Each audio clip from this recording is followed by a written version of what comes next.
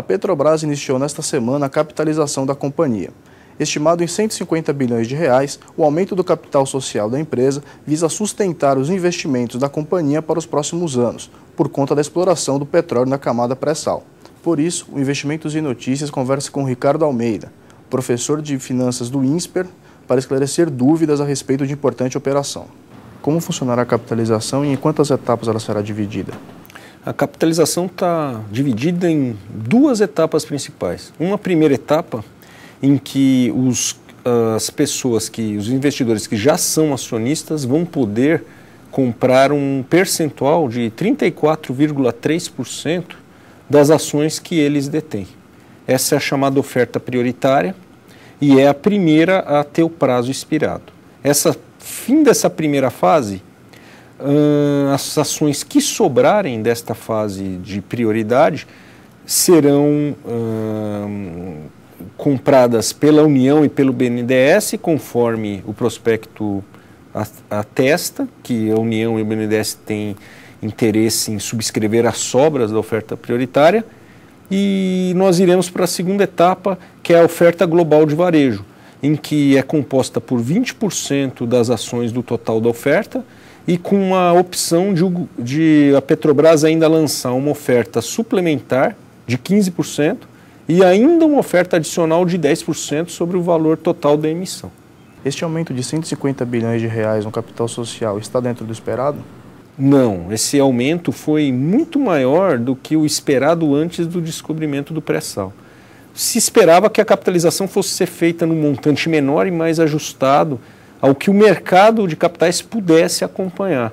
A oferta foi muito superior em função de o governo poder fazer a cessão onerosa dos barris de petróleo e, com isso, ele poder suprir desses 150 bilhões, aproximadamente 75 bilhões só na cessão onerosa dos barris.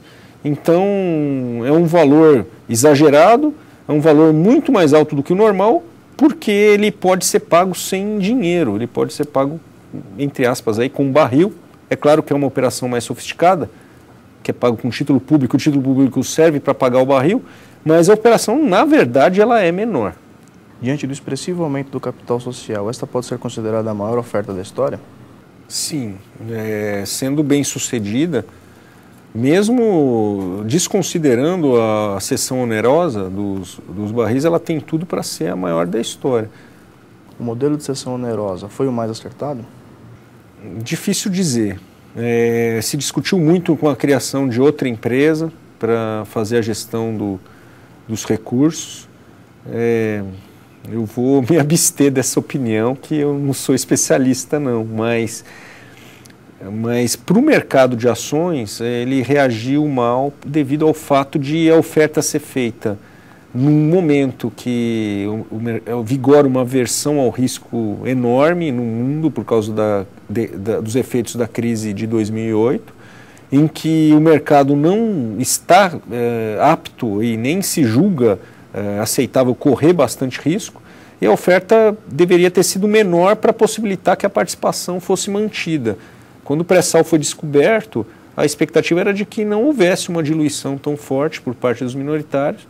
Então, ao meu ver, o modelo de cessão onerosa ele pode não ter sido errado, mas ele poderia ter sido feito de uma maneira que causasse menos diluição para os acionistas, como, por exemplo, várias ofertas, cada qual no seu tempo, e com a União aportando os barris conforme, dando chance para os minoritários aportarem a mesma participação. Devido a oferta ter sido feita com um montante muito alto e uma condição desigual de aporte, as ações despencaram, e isso é sinal ruim para os investidores, né? Pouco entendimento por parte principalmente da pessoa física e um afastamento natural devido à complexidade da situação. Sobre o valor médio de $8,51 o barril, quem ganha e quem perde com isso? O mercado esperava um preço entre 5 e 6 dólares. Quando é feito o preço de 8,51, que o governo recebe 8,51, a princípio quem está ganhando é o acionista majoritário, o governo, quem está perdendo é o acionista minoritário, que está vendo que o dividendo que ele iria receber lá na frente está sendo diminuído em 8,51 menos os 6 que se esperava, que dá 2,51 barril. Já que a expectativa era de 5 a 6 dólares, a perda é do acionista minoritário.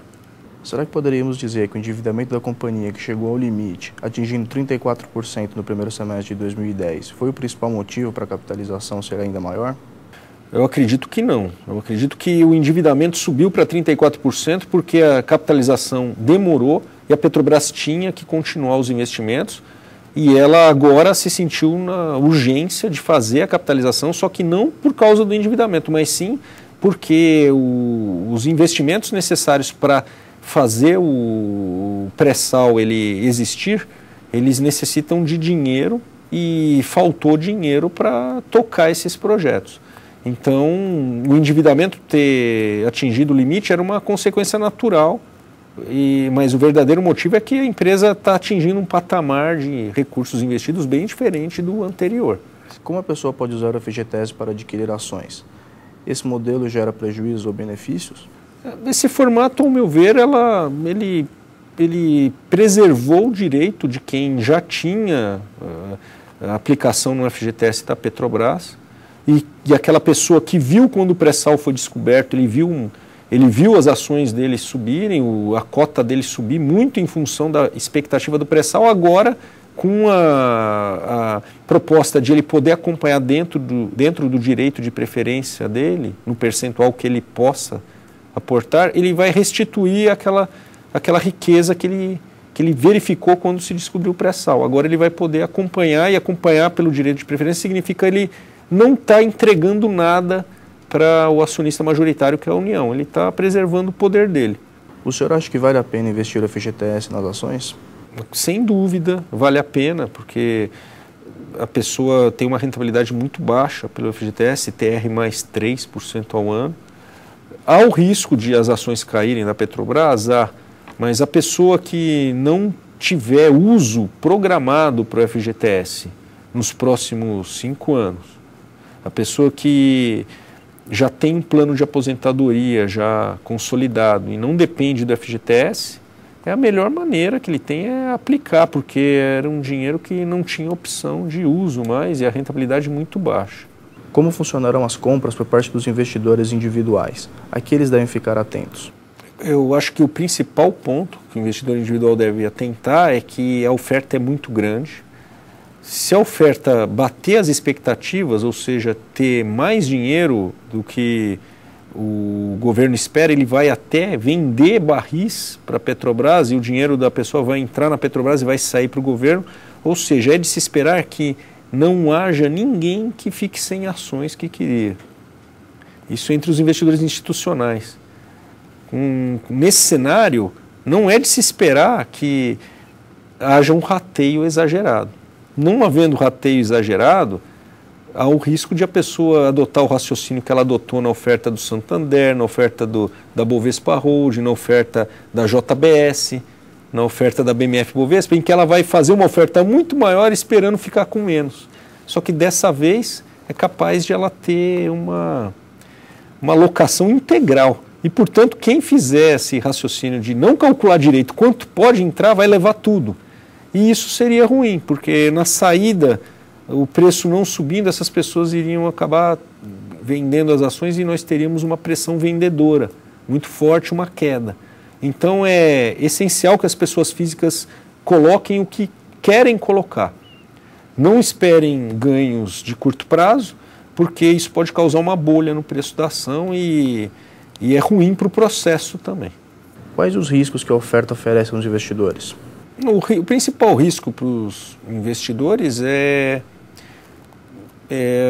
a empresa precisar de mais dinheiro lá na frente. Se ela precisar de mais dinheiro lá na frente, ela vai ter que fazer uma nova oferta e a gente pode ver um processo tumultuado como esse que a gente viu agora. A gente não sabe como o acionista majoritário, o governo, vai reagir a isso, se vai ser feita nova sessão onerosa, e isso pode deprimir o preço das ações. Então, o ideal é cautela em relação a esse fato. Qual será o comportamento do mercado quando a capitalização estiver concluída? Quando a capitalização estiver concluída, ele deve retornar um movimento mais correlacionado com a economia mundial, com a bolsa mundial, com as bolsas mundiais, né?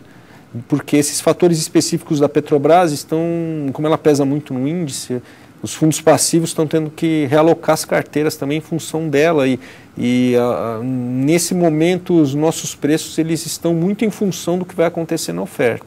Então logo após passar a oferta, sabendo quanto entrou no caixa da Petrobras, sabendo o que a Petrobras vai fazer com esse dinheiro, a tendência é que ele retome um patamar em que seja mais fácil prever o comportamento.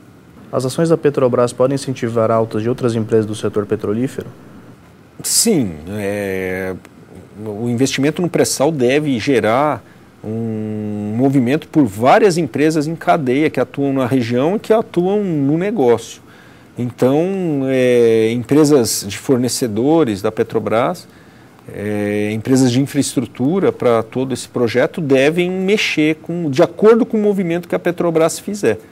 Então é bom o investidor começar a ficar atento nas indústrias correlacionadas que podem surgir opções, principalmente entre as empresas que fizerem oferta pública de ações inicial, que elas tendem a sair mais baratas.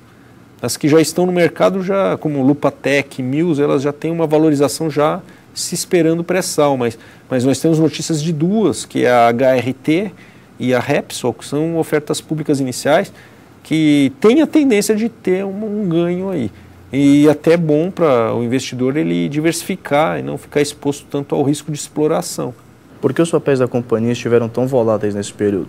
Ficaram voláteis porque, como foi desenhada a capitalização, em que se saberia de antemão que o governo poderia definir uma participação nos lucros que ele tem na Petrobras, sem regras tão claras, entre as quais o preço do barril, que foi um grande questionamento, e outro questionamento foi quantos barris que o governo iria colocar.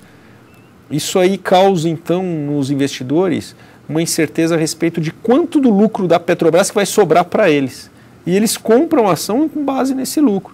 Se não tem a perfeita noção de quanto que o governo vai pegar para ele, eles também ficam sem a perfeita noção de quanto vai sobrar para eles. Então as ações ficam voláteis, porque a cada informação há um ajuste do preço devido a essa expectativa. Quando acabar o processo de capitalização, o preço do barril já está definido, o número de barris também. Agora a grande questão é quanto que vai entrar no caixa da Petrobras para saber se isso vai ser suficiente para tocar o pré-sal.